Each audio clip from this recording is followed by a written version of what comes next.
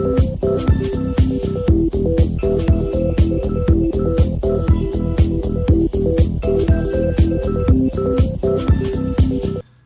Friends, welcome to channel masters of botany. Again मैं हूं आपका दोस्त विनय कुमार सिंह। इस वीडियो में हम बात करने जा रहे हैं एमएससी बॉटनी सेमेस्टर 3 पेपर, जो आपका टाइटल है growth and developmental biology, unit number 2 का। तो ये है आपका सिलेबस, यहाँ पे आप देख सकते हो।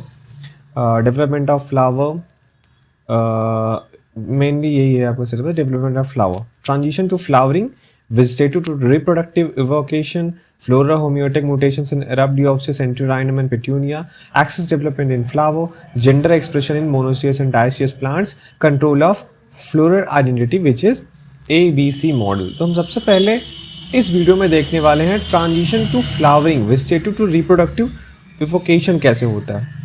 देखिए, the transition from vegetative to reproductive phase in plants is a critical development event that determines the reproductive success। अब मैं आपको नोट्स के ही साथ बताते चल रहा हूँ, ठीक है, कि वेजिटेटिव से रिप्रोडक्टिव जो स्टेज में चेंज होता है प्लांट, वो क्रिटिकल डेवलपमेंट इवेंट होता है जिससे कि रिप्रोडक्टिव सक्सेस जो है वो इंश्योर होता है। फ्लावरिंग, या जिसे आप कह सकते हो initiation of reproductive structures, flowering का इनिशिएशन होना कह रहा है involves complex and highly regulated processes. कह रहा है ये जो आपका रिप्रोडक्टिव स्ट्रक्चर्स बनते हैं या जब फ्लावरिंग होती है तो ये काफ़ी ज़्यादा कॉम्प्लेक्स और हाईली रेगुलेटेड जो है प्रोसेसेस उसमें इन्वॉल्व होते हैं, जो कि जिसमें क्या होता है endogenous signal and exogenous signal दोनों बनते हैं यहाँ पे। ओके,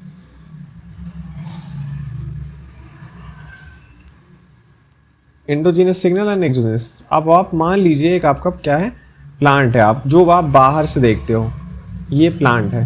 प्लांट में कह रहा है कि एक्सटर्नल जो फैक्टर्स होते हैं, जितने भी इन्वायरमेंटल फैक्टर्स होंगे वो एक तो रिस्पॉन्सिबल हैं, और क्या है, जैसे कि मान लीजिए यहाँ पे दिया हुआ है फोटो पीरियड हो गया। ये जो एक्सटर्नल फैक्टर्स है इसमें क्या क्या आता है, फोटो पीरियड हो गया, टेम्परेचर मतलब डे का लेंथ, टेम्परेचर कितना है, जैसे मान लीजिए डिग्री सेंटीग्रेड में आप कह लीजिए कभी 26 है, ठंड में कम है, गर्मी में बहुत ज़्यादा है, प्लस जो सीजनल चेंजेस होते हैं, कभी गर्मी है, कभी जाड़ा है, कभी बरसात है। तो ये सब सारे क्या हो गए आपके एक्सटर्नल फैक्टर्स हो गए। वही इंटरनल फैक्टर्स में आप क्या आएगा, इनको एंडोजीनस सिग्नल्स बोलते हैं, जो विद इन प्लांट होते हैं, उनको क्या बोलेंगे हम, एंडोजीनस सिग्नल्स बोलते हैं। एंडोजीनस सिग्नल में जैसे हार्मोन्स का लेवल, ठीक है, हार्मोनल लेवल एक चीज़ हो गया आपका, हार्मोन्स का होना या किसी एक स्पेसिफिक न्यूट्रिएंट्स का होना, वो एंडोजीनस सिग्नल हो गया। तो this shift is crucial for plant because it marks the transition from growth focused on biomass accumulation. कह रहा है पहले क्या होता है, ये जो ट्रांजिशन होता है, पहले प्लांट क्या कर रहा होता है, बायोमास का अक्यूमुलेशन करता रहता है, मतलब रूट्स में जो भी फोटोसिंथेसिस करता रहता है, वो फोटोसिंथेसिस के बाद जो फूड बनता है उसका एलोकेशन वो रूट्स में करता है, रूट्स ग्रो होते हैं, स्टेम बनता है, ग्रो होता है, लीव्स बनते जाते हैं। तो ये सब क्या है, बायोमास का अक्यूमुलेशन होना। इससे ये शिफ्ट होके फॉर्मेशन क्या करने लगता है, flowers, which ultimately leads to the seed production and the continuation of species. तो मतलब वेजिटेटिव फेज है एक प्लांट के, फिर ये शिफ्ट होता है रिप्रोडक्टिव स्टेज में, और अल्टीमेट इसका क्या गोल होता है, सीड प्रोडक्शन करना। तो पहले जो फोटोसिंथेसिस होता रहता है उसमें प्लांट अपने वेजिटेटिव पार्ट में अपने जो फोटोसिंथेसिस होता है वो क्या करता है, एलोकेट करता है, और बाद में ये रिप्रोडक्टिव स्टेज में अपने सारे फोटोसिंथेसिस जो मटेरियल्स है वो क्या करने लगता है, एलोकेट करने लगता है। अब ये जो यहाँ पे हम आपको लेक्चर बताने जा रहे हैं, इसमें क्या होगा, हम देखेंगे कौन कौन से मॉलिक्यूलर मैकेनिज्म है या एनवायरमेंटल ट्रिगर्स होते हैं या फिजियोलॉजिकल चेंजेस होते हैं जो फ्लावरिंग में इन्वॉल्व होते हैं, मतलब एक प्लांट कैसे वेजिटेटिव से रिप्रोडक्टिव स्टेज में जाता है। तो सबसे पहले vegetative reproduction, the prelude to flowering.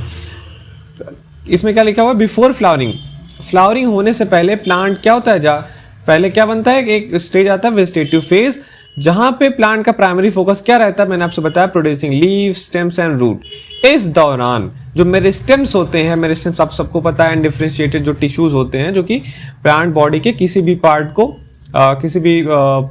को या ऑर्गन्स को बना सकते हैं। लीव्स हो गए, लैटरल बर्ड्स हो गया, ये सब सारी चीजें जो होता है फोटोसिंथेसिस के जो रिसोर्सेज होते हैं वो इन सब में डेडिकेटेड होते हैं और बायोमास का अक्युमुलेशन होता जाता है, जो मैंने आपको भी बताया. This phase is essential at is lays the foundation for the plant to acquire necessary energy and nutrients for successful flowering and seed production.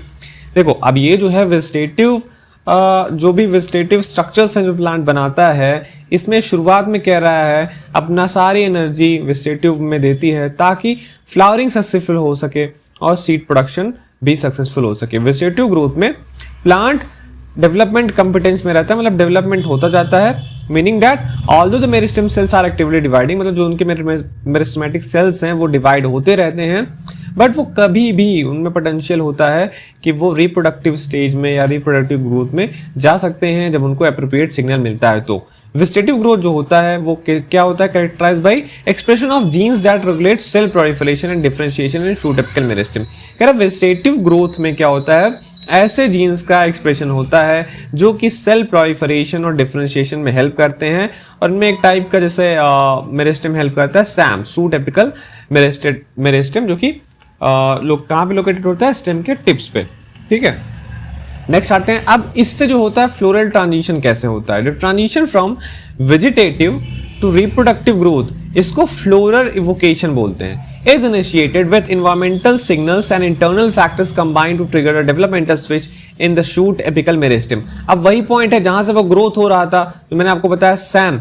अब इसी सैम पे एक्सटर्नल फैक्टर्स आपके आ गए प्लस इंटरनल फैक्टर्स आपके आ गए, दोनों कंबाइन करके effect डालते हैं, जिससे कि वहां पे वेजिटेटिव जो मेरिस्टेम है उसके जगह पे फ्लोरल मेरिस्टेम बनने लगते हैं, जो कि स्पेशलाइज्ड स्ट्रक्चर हैं जो कि फ्लावर को गिव राइज करते हैं, मतलब फ्लावर बनाते हैं. The regulation of floral evocation is a complex and involve multiple genetic pathway. Simpler form में बताने से आपको लग रहा होगा हाँ सिंपल है, पर एक सेल के लेवल पे ये चीज बहुत कॉम्प्लेक्स होती है. बहुत सारे जेनेटिक पाथवे जो होता है आप पढ़ोगे तो इसमें इन्वॉल्व रहते हैं. अब 4 मेजर पाथवेज हैं जो कि रिकॉग्नाइज किए गए हैं, जो कि फ्लावरिंग के टाइमिंग को कंट्रोल करते हैं बहुत सारे प्लांट में. सबसे बड़ा जो फैक्टर आता है वो आता है आपका photo periodic pathway. Photo periodism आप सबने पढ़ा होगा.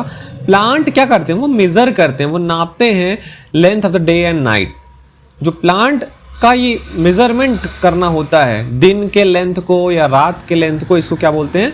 Photo period. और इसी से ये एक फैक्टर होता है, एक्सटर्नल फैक्टर, जिससे प्लांट क्या करते हैं? डिटरमिन करते हैं कि हमें फ्लावरिंग कब करना है. जैसे लॉन्ग डे प्लांट्स होते हैं, ये लॉन्ग डे प्लांट्स तब फ्लावर करते हैं जब वो मेजर कर पाते हैं कि डेज क्या है? लॉन्ग होते हैं. उसके अपोजिट शॉर्ट डे प्लांट ऐसे प्लांट होते हैं जो कि वो मेजर कर लेते हैं डेज कब शॉर्ट हो रहे हैं. अब इसमें बहुत सारे फोटो रिसेप्टर इसमें हेल्प करते हैं, जैसा कि एक फाइटोक्रोम हो गया, क्रिप्टोक्रोम हो गया. ये जो फोटो पीरियड का जो भी है, मतलब डेज का लेंथ जो ये मेजर करता है, वो कई सारे फोटो रिसेप्टर्स होते हैं उनकी मदद से करता है. एक उसमें से हो गया आपका फाइटोक्रोम और एक हो गया आपका क्रिप्टोक्रोम. ये दोनों जो है बहुत ज्यादा इंपॉर्टेंट रोल प्ले करते हैं डिटेक्ट करने में, जो कि लाइट कंडीशन के चेंज होने में ये यही सारे प्रोटीन क्या करते हैं? हेल्प करते हैं, which in turn regulate the expression of flowering gene. अब प्लांट क्या करता है? एक प्लांट है, उसके पास फोटो रिसेप्टर है फाइटोक्रोम और क्रिप्टोक्रोम. ये क्या करेगा? डे लेंथ को मेजर करने में हेल्प करता है. और यही फाइटोक्रोम और क्रिप्टोक्रोम जो होता है लाइट कंडीशन को सेंस करके प्लांट के अंदर क्या कराते हैं? जीन एक्सप्रेशन कराते हैं, फ्लावरिंग में जो हेल्प करते हैं. फाइटोक्रोम जो होता है आपको हमने पहले ही क्लासेस में पढ़ा होगा, ये फाइटोक्रोम सेंसिटिव होता है red and far red light का, और ये जो क्या करता है? डिटेक्ट करता है डे लेंथ को और नाइट ड्यूरेशन को, which is critical for regulating flowering in short day और लॉन्ग डे प्लांट. तो short day long day plant में मेनली क्या होता है? फाइटोक्रोम किसके हेल्प के मदद से डे लेंथ को या नाइट के ड्यूरेशन को वो करता है, सेंस करता है. उसमें जो लाइट होता है डे में, उसमें रेड और फार रेड को ये क्या करता है? सेंस करता है. वहीं दूसरी तरफ जो आपके क्रिप्टोक्रोम्स हैं, ये ब्लू लाइट को सेंस करता है और ये कंट्रीब्यूट करता है फ्लावरिंग. मतलब दोनों करते हैं, फाइटोक्रोम एंड क्रिप्टोक्रोम. फाइटोक्रोम बताया जा रहा है कि डे में से दिन में ये क्या करते हैं? रेड और फार रेड लाइट को क्या करते हैं? डिटेक्ट करते हैं. वहीं जो क्रिप्टोक्रोम होते हैं, इनका काम करने का तरीका अलग होता है. ये ब्लू लाइट को क्या करते हैं? डिटेक्ट करते हैं, जो कि फ्लावरिंग में हेल्प करता है. ठीक है, और इस इंफॉर्मेशन को फिर वो करते हैं फाइटोक्रोम और क्रिप्टोक्रोम, और फिर ये फ्लावरिंग सिग्नल्स देते हैं. ये जो फोटो रिसेप्टर्स हैं आपके, ये रेगुलेट क्या करते हैं? एक्सप्रेशन होता है कॉन्स्टेंस जीन, मैंने आपको बताया फाइटोक्रोम और क्रिप्टोक्रोम, इन्होंने डे लेंथ को मेजर किया और ये जो सीओ जीन है इसके एक्सप्रेशन को ये क्या करते हैं, रेगुलेट करते हैं, which is central to the photoperiodic control of flowering. मतलब ये एक सेंट्रल की प्लेयर की तरीके से रोल करता है कांस्टेंट, मतलब इसके एक्सप्रेशन से ही वो पता चलता है फ्लावरिंग होगी कि नहीं होगी। अब जो सीओ का एक्सप्रेशन होता है ये डे टाइम में या डे लाइट में या लॉन्ग डे प्लांट में पीक के समय पे रहता है, ठीक है। मतलब अगर लाइट ज्यादा है तो इसका एक्सप्रेशन ज्यादा होता रहता है, promoting the production of flowering locus T. अब ये इसके एक्सप्रेशन से और एक जो होता है फ्लावरिंग लोकस टी एफटी का भी एक्सप्रेशन होता है। मतलब फाइटोक्रोम क्रिप्टोक्रोम ये जो होते हैं सेंस करेंगे, उसके बाद ये रेगुलेट करते हैं। कांस्टेंट एक जीन है सीओ जीन, उसके एक्सप्रेशन को ये वो क्या करते हैं, अप रेगुलेट करते हैं, और वो जो उससे भी प्रोडक्ट बनता होगा वो फ्लावरिंग लोकस टी के एक्सप्रेशन को रेगुलेट करता है। अब एफटी क्या है, एक फ्लोरेजिन का आपने कॉन्सेप्ट पढ़ा होगा, फ्लोरेजिन है जो कि मूव करता है लीफ में बनेगा और फिर ये कहां पे जाएगा, सूट एपिकल मेरिस्टेम में, जहां पे फिर वो क्या करने लगेगा, वो एपिकल मेरिस्टेम वो फ्लावर्स बनाने लगेगा। ये तो हो गया आपका कौन सा हमने पढ़ा, फोटोपीरियोडिक पाथवे, जहां पे आपने देखा फाइटोक्रोम और क्रिप्टोक्रोम कैसे हेल्प करते हैं। दूसरा वनिलाइजेशन पाथवे, वनिलाइजेशन भी आपने नाम सुना होगा। बहुत सारे प्लांट क्या होते हैं वो उनको रिक्वायर क्या होता है, प्रोलॉन्ग पीरियड्स ऑफ कोल्ड, मतलब उनको एक कोल्ड विंटर का समय चाहिए होता है तब जाके उनमें फ्लावरिंग आती है। मतलब फ्लावरिंग इनिशिएट करने के लिए प्लांट्स का कोल्ड टेम्परेचर का बहुत समय तक रिक्वायरमेंट होना, मतलब एक प्लांट है बहुत दिन तक वो ठंडे समय में रहेगा तब जाके उसमें फ्लावरिंग आती है। इस प्रोसेस को वनिलाइजेशन बोलते हैं, ठीक है। वनिलाइजेशन क्या करता है, ये क्या करता है, इंश्योर करता है ये प्लांट जो होता है prematurely in response to brief warm spells during winter में ना फ्लावर हो जाए। मतलब एक प्लांट है, मान लो, सॉरी मैंने फ्लावर बना दिया, फ्लावर तो होगा नहीं, लीफ रहेगा। अब पता चले कि 5 दिन ठंडी पड़ी है, फिर बीच में एक दिन क्या हुआ, गर्मी पड़ गई है, सनलाइट अच्छे से रहा, तो क्या फ्लावर प्लांट जो है फ्लावरिंग करने लगेगा, नहीं। तो इसलिए एक लंबा अवधि चाहिए होता है ताकि वो प्लांट तभी फ्लावरिंग करेगा। ब्रीफ जो स्पेल्स होते हैं आप कह लीजिए वार्म पीरियड्स, उसमें उस पे प्लांट पे असर नहीं पड़ता। अब क्या होता है, अब यहाँ पे आ गया एक फ्लावरिंग लोकस सी का, ठीक है, एक एफएलसी होता है, एफएलसी ये जीन का नाम आपको जानना है। यहाँ पे वनिलाइजेशन वाले पाथवे में एफएलसी जो होता है जीन वो सेंट्रल रोल प्ले करता है इस पाथवे में। वहां पे आपने क्या देखा था, फोटोपीरियोडिज्म वाले में सीओ जीन जो होता है उसका एक्सप्रेशन ज्यादा होता है तो वो फ्लोरिंग लोकस टी एफटी का एक्सप्रेशन बढ़ाता है। और यहाँ पे आप क्या देख रहे हो, वनिलाइजेशन के प्रोसेस में एक जो सेंट्रल जीन रोल प्ले करता है वो है एफएलसी, वो क्या है, एफटी था, और ये क्या है, एफएलसी है, flowering locus C. Central in this pathway by repressing flowering until the plant has been vanillized। तो आप ये कह लीजिए कि एक प्लांट है, ठीक है, प्लांट्स के अंदर क्या रहेगा, FLC, जो कि डाउन रेगुलेट करता है, मतलब प्लांट में रिप्रेस करता है प्लांट को कि उसमें फ्लावरिंग ना हो सके, इस कंडीशन को वो रिप्रेस करके रखता है। FLC कैसे काम करता है, ये एक रिप्रेसर है, फ्लावरिंग का रिप्रेसर है by inhibiting the expression of cleave flowering gene जैसे कि एफटी। अब यहां पे जैसे आपने देखा था सीओ का एक्सप्रेशन जब बढ़ता है तो एफटी का एक्सप्रेशन भी बढ़ता है, वैसे जो आपका यहां पे एफएलसी है, एफएलसी क्या करता है, फ्लावरिंग को ये क्या करता है, इनहिबिट करता है। इसका एक्सप्रेशन होता रहता है ठंडी के समय में, और ये फ्लावरिंग को क्या करता है, इनहिबिट करके रखता है। कैसे इनहिबिट करता है, क्योंकि ये जो है एफटी जो आपने यहां देखा, जैसे सीओ इसको अप रेगुलेट कर रहा था तो एफएलसी इसको क्या करेगा, डाउन रेगुलेट करेगा, ठीक है, इसके एक्सप्रेशन को होने नहीं देगा। और क्योंकि एफटी रिक्वायर्ड है फ्लावरिंग के लिए, जब यही जो है इनहिबिट होता रहेगा उसकी सिंथेसिस जो कि एफएलसी कर रहा है, तो उसमें फ्लावरिंग नहीं होगी। और यहाँ पे एक तो एफटी है और दूसरा किसको इनहिबिट करता है, suppressor of over expression of constant 1, SOC1। तो एफएलसी का क्या काम है कि ये एफटी को और SOC1 को, suppressor of over expression of constant 1 को सप्रेस करके रखता है, क्योंकि एफटी अभी आपने ऊपर पढ़ा ये फ्लावरिंग में हेल्प करता है। तो यहाँ पे क्या लिखा हुआ है, high levels of FLC prevent the plant from transitioning from the vegetative to reproductive phase. अब जब एफएलसी ज्यादा रहेगा तो प्लांट क्या होगा, रिप्रोडक्टिव फेज में जा ही नहीं पाएगा, क्योंकि उसने एफटी को इनहिबिट करके रखता है। इसी वजह से फ्लावरिंग डिले हो जाती है। विंटर में क्या होता है, प्लांट्स अंडरगो वर्नलाइजेशन। विंटर के समय में प्लांट्स वर्नलाइजेशन के प्रोसेस में जाता है, ठीक है। और मतलब क्या हुआ, long exposure of cold temperature to reduce the expression of the FLC gene. This repression is stable. अब ये रिप्रेशन स्टेबल होता है, मीनिंग कि जब प्लांट वर्नलाइज हो गया एक समय तक, FLC remains inactive when the plant is expose to the warmer condition in the spring. कह रहा है जब ये प्लांट वर्नलाइज हो जाता है तो एफएलसी क्या होता है, वर्नलाइजेशन के बाद ये हो जाता है इनएक्टिव, ठीक है। जब प्लांट को वार्मर कंडीशन दिया जाता है तब एफएलसी क्या होता है, इनएक्टिव रहता है। With FLC level reduced by vernalisation, vernalisation के प्रोसेस से एफएलसी धीरे धीरे इनएक्टिव हो जाता है। एफएलसी का लेवल रिड्यूस हो जाता है वर्निलाइजेशन की वजह से। अब जो रिप्रेशन होता है एफटी और एसओसी1 का लिफ्टेड। एफएलसी जब तक था फ्लावरिंग नहीं हो रही थी, वर्निलाइजेशन बहुत लंबे समय तक वर्निलाइजेशन होने की वजह से एफएलसी क्या होगा, उसका रिप्रेशन रिड्यूस हो जाता है, जिसकी वजह से क्योंकि वो एफटी और एसओसी1 को रिप्रेस करके रखा था, जब खुद ही वो रिप्रेस हो गया तो वो एफटी और एसओसी1 को क्या करेगा, वो इनहिबिट करके नहीं रख सकता और इसकी वजह से फ्लावरिंग इनिशिएट हो जाती है। और इसी वजह से जब फ्लावरिंग क्या होगा, होने लगेगा जब टेम्परेचर फेवरेबल होते हैं, मतलब स्प्रिंग के समय में। अब इसके अलावा कुछ कुछ ऑटोनॉमस पाथवेज भी हैं, like autonomous pathway, photo periodism आपने देख लिया, वर्निलाइजेशन देख लिया, इसके बाद चलते हैं। This pathway regulates flowering independently of environmental signals like photoperiod of temperature. ये इंडिपेंडेंट पाथवे होते हैं, फोटो पीरियड से अलग, टेम्परेचर वगैरह से अलग। It is based on the plant developmental age, और ये प्लांट के डेवलपमेंटल एज पे डिपेंड करता है, जैसे कि वहाँ पे कार्बोहाइड्रेट की अवेलेबिलिटी कितनी है, न्यूट्रिएंट का स्टेटस कितना, हार्मोनल बैलेंस वगैरह चेक किया जाता है। सबसे पहले हम देख लेते हैं कार्बोहाइड्रेट की अवेलेबिलिटी। कार्बोहाइड्रेट को पता है फोटोसिंथेसिस के बाद बनता है, ये एक एनर्जी सोर्स होता है प्लांट के ग्रोथ और डेवलपमेंट के लिए, और ये फ्लावरिंग के समय ट्रांजिशन में भी ये हेल्प करता है। जैसे कार्बोहाइड्रेट अगर हम देख लें, शुगर जो होता है अगर प्लांट में अबंडेंट होते हैं, मतलब बहुत ज्यादा होते हैं, तो plant have to necessary energy to invest in the energy intensive process of flower development.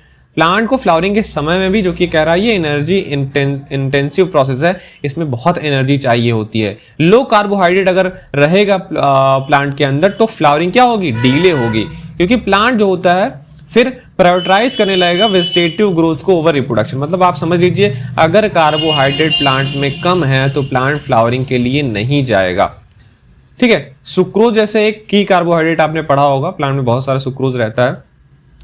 Can act as signalling molecule to induce flowering, ये एक सिग्नलिंग मॉलिक्यूल तरीके से काम करता है जिससे फ्लावरिंग इंड्यूस होती है। और सुक्रोज जो होता है एक बार फिर से एफटी को ये प्रमोट करता है कि एफटी जो जीन है इसका एक्सप्रेशन हो, जो कि फ्लावरिंग में हेल्प करता है। कार्बोहाइड्रेट हो गया।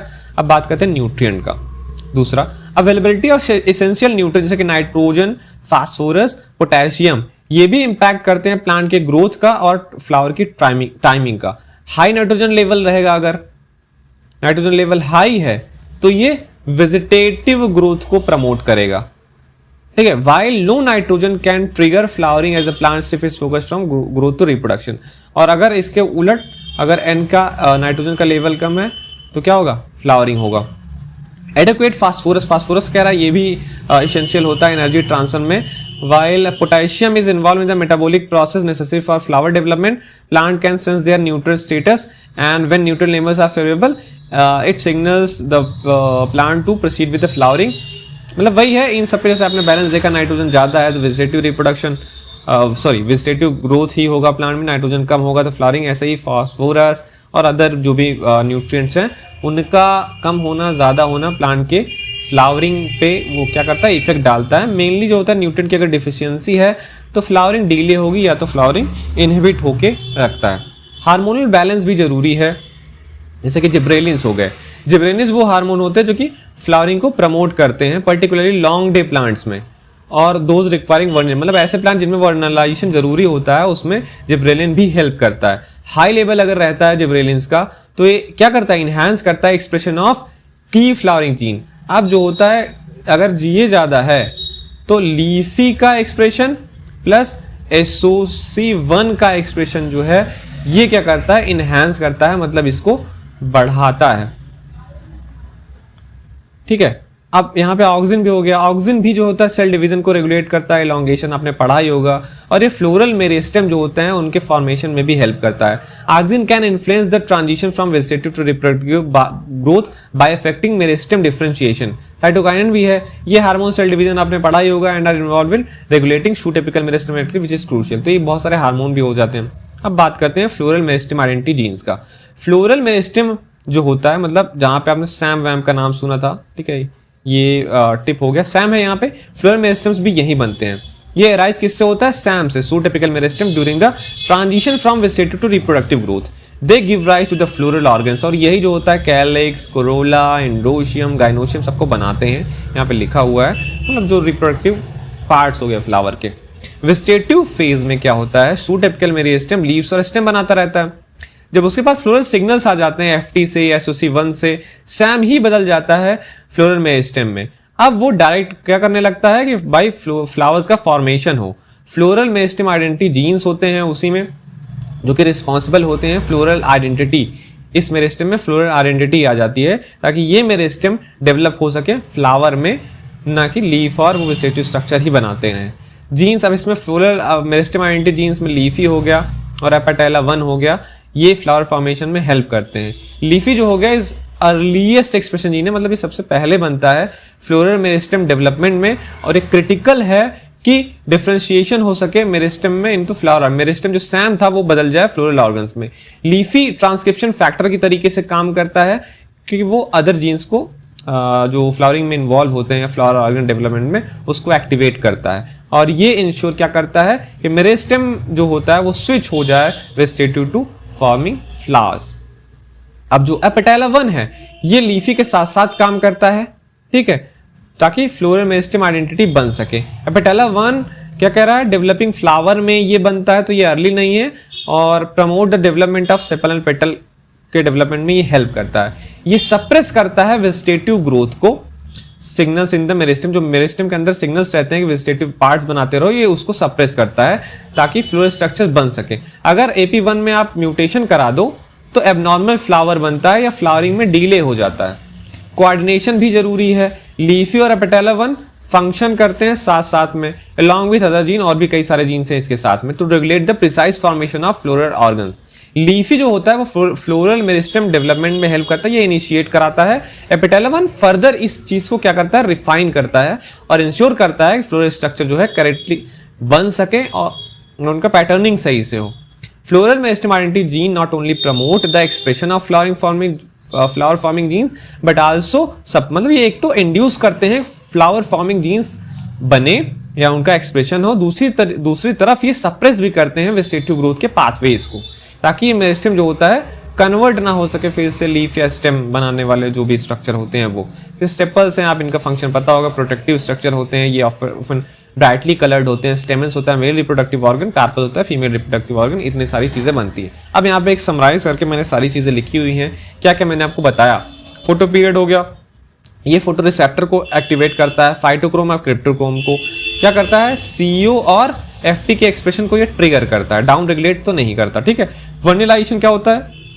वर्निलाइजेशन FLC को ये रिप्रेस करता है ताकि ये जो रिप्रेशन FLC लगाया रहता है FT और SOC1 में उसको लिफ्ट कर सके। तो वर्निलाइजेशन हेल्प करता है, फ्लावरिंग को प्रमोट करता है।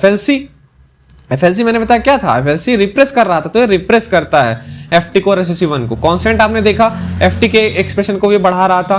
फ्लावरिंग लोकस्टी आपने देखा, मैंने आपको बताया क्या है ये? SOC1 को एक्सप्रेशन को प्रमोट करता है और फ्लावरिंग को इनिशिएट करता है, और डाउन रेगुलेटेड किससे रहता था? FLC से। ऐसे ही SOC1 भी था, ये भी फ्लोरल मेरिस्टेम फॉर्मेशन को क्या करता था? प्रमोट करता था, ये भी रिप्रेस था FLC से। अब लीफी AP1 के एक्सप्रेशन को प्रमोट करता है, फ्लोरल ऑर्गन डेवलपमेंट को प्रमोट करता है। एपेटाइला 1 भी आपने देखा, फ्लोरल मेरिस्टेम आइडेंटिटी जीन है ये। जिब्रेलिन जो होता है SOC1 और लीफी के एक्सप्रेशन को इनहांस करते हैं, तो भी फ्लावरिंग में हेल्प करता है। ऑक्सिन फ्लोरल मेरिस्टेम फॉर्मेशन और डेवलपमेंट में हेल्प करता है, तो ये भी एक तरीके से हेल्प ही करता है। साइटोकाइनिन जो होगा ये सेल डिवीजन और फ्लोरल मेरिस्टेम एक्टिविटी को बढ़ाते हैं। कार्बोहाइड्रेट अगर अवेलेबिलिटी है अच्छी खासी तो ये FT के एक्सप्रेशन को हेल्प करेगा, जो कि इंटर्न फ्लावरिंग को हेल्प करता है। न्यूट्रिएंट स्टेटस देखोगे, न्यूट्रिएंट स्टेटस सही है तो FT प्रमोट होगा, SOC का एक्सप्रेशन सही होगा, और कुल मिला के आपके प्लांट में क्या होगा? फ्लावरिंग। तो ये था कि वेजिटेटिव से फ्लावरिंग जो चेंज होता है उसमें क्या क्या चीज़ें हैं, क्या क्या चीज़ें, फोटो पीरियड हो गया, वनिलाइजेशन हो गया, जीन्स वगैरह हो गए, कैसे ऑल टुगेदर हेल्प करते हैं वेजिटेटिव से शिफ्ट होने में फ्लावरिंग। ठीक है, तो ये पहला टॉपिक यहाँ पे खत्म होता है। Thank you for watching this video.